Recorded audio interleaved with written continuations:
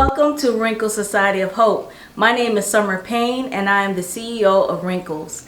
I want to say thank you to those people who have come to subscribe to the Wrinkles YouTube channel. I am at 80 plus members. It's amazing that from May to now, I've had so many courageous women who have stepped forward to share their stories. We are still looking for other women to come forward, but I just wanted to say, first of all, Merry Christmas, Happy Hanukkah, Happy Kwanzaa. I hope that you all are ending this 2020 with a smile on your face. I know there has been so much loss, so much things that we had to conquer through this 2020, and we've made it almost. We're almost done with 2020.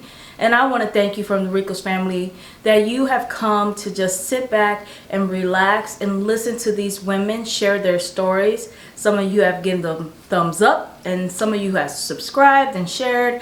So I truly thank you for doing that for the Wrinkles family. Now, I'm always looking for more women to come and share their stories with the Wrinkles family. And I was thinking, since it's Christmas, I would share one of my wrinkles, because many of these women who have come always say they have more than one wrinkle to share, but they choose one of those wrinkles to share with the family. The reason why I want to share mine today is because mine reflects around Christmas. I remember about 9 years ago, probably going on 10, I received an eviction notice. I had a credit card from college and somehow it garnished my check. And at the time, I was living check to check like most people. It hit me really hard, single mom with my firstborn. He was only about 1 and I was very prideful. I didn't want to tell anyone about this. I remember being so scared. I felt embarrassed, like no one else was going through this wrinkle or have been through this wrinkle. So instead of me reaching out to those people who love me, I dealt with it by myself. And at the time, the thing I thought I can do that would be best is run and try to find somewhere for me and my son to live. Mind you, I have very supportive family and that would give me anything. So on Christmas Eve was the deadline, and I tried to come up with the money all kind of ways, and I just couldn't come up with it. So I remember moving my things for myself. I was in an upstairs apartment, and the biggest thing is I was trying to move a dresser by myself. I had like strings and ropes and things, and I remember the dresser slipped out of my hands, of course, because I'm not that strong to move a dresser by myself, and it started rolling down the stairs and it crashed on the floor. And at that moment, I crashed. I fell. I broke down. I remember sitting on the top step just crying my eyes out. And I went to the storage unit 4 or 5 times at that moment. And I remember calling my mom, because I hadn't told my mom or dad. Now this is Christmas Eve. I had been dealing with this for maybe 3 to 4 weeks. This eviction notice, dealing with the stress and anxiety by myself. Didn't tell my best friend, didn't tell nobody. People who could have helped me now. And I sat there and I cried and I felt like I had failed. And I remember my son's father brought my baby home. And he didn't know what was going on either. And he just looked at me and I said, I have to move. And I just grabbed the baby and went upstairs. And I cried and my baby started crying. And I saw the hurt because he was seeing my hurt.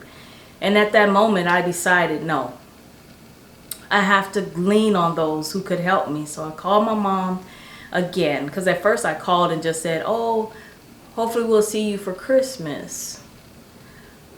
So I called her and I said, Mom, I'm homeless and I have to come home.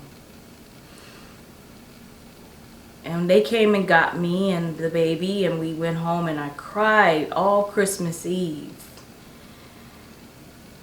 And I cried a little bit on Christmas Day. I held it together, but I cried.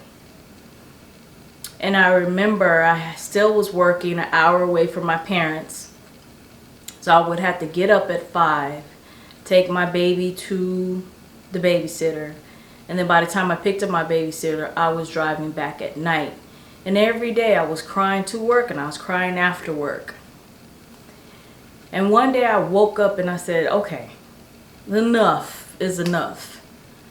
And I turned on the TV. I'm never going to forget. I turned the TV and I was listening to a preacher, and I can't remember which one. I just really can't. But I remember the preacher said, your setback is your setup for your comeback.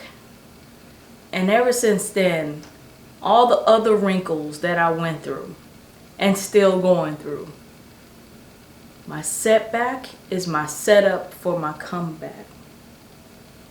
At that moment, I didn't feel it, and I had to fight through it. Because it was hard for me to go back, because I felt like I was going backwards. But in life, sometimes you have to go back in order to get forward and get to the goal and the place that you need to go. And so it was the hardest Christmas for me. But from that moment forward, since then, I moved into a bigger place every time I moved. I moved up. And I was able to really appreciate my family, and I was able to be humbled, because sometimes we have to learn that there are people that can help us, even if it's an encouraging word.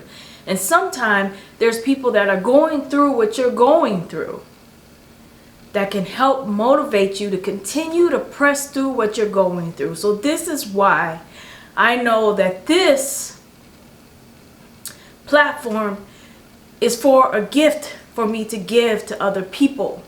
I'm passionate about Wrinkles because Wrinkles is going to provide encouragement to so many people that have felt like they were alone or couldn't do it.